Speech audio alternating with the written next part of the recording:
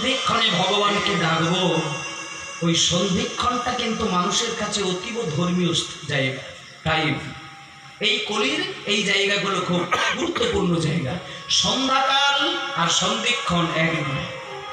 সন্ধ্যাবেলায় সন্ধ্যা প্রদীপ দেওয়া হবে, তার মানে সন্ধ্যাবেলা বলে সন্ধ্যা প্রদীপ নয়, সন্ধিক্ষণ বলে সন্ধ্যা প্রদীপ।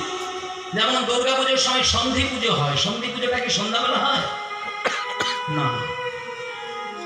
আপনার টাইম দেওয়া থাকবে কোন টাইমটা সন্ধি পুজো হবে, এবং ওই টাইমটা কেন দেওয়া থাকে তার কারণটি হচ্ছে এক তিথির শেষ হচ্ছে আর এক তিথি যোগ হচ্ছে।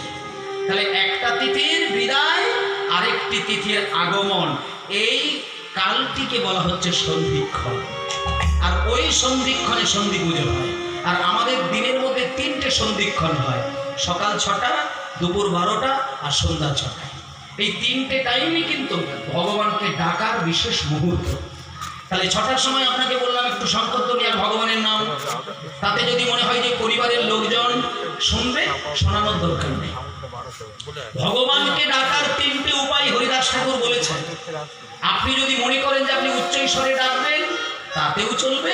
যদি মনে হয় যে না, উচ্চৈঃস্বরে ডাকা যাবে না কারণ আমার স্বামী পছন্দ করেনি, তাতে কোনো অসুবিধা নেই, আপনি ফিসফিস করে ভগবানের নাম করবেন।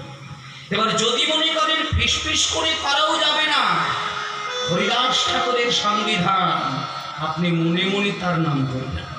এত শক্তি দিয়েছেন আমার কলিযুগে। বলছি মনে মনে নাম করবেন, পরিপূর্ণ বিশ্বাস আর নয়